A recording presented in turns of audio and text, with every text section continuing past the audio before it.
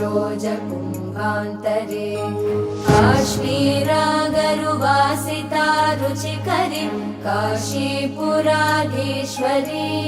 भिक्षां देहि कृपावलम्बनकरी मातान्नपूर्णेश्वरी योगानन्दकरी रिपुक्षयकरी धर्मार्थनिष्ठाकरी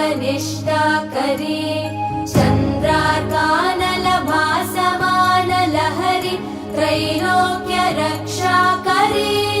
सर्वैश्वर्य समस्तवाञ्छितकरी काशीपुराधीश्वरी भिक्षां देहि कृपावलम्बनकरी मातान्नपूर्णेश्वरी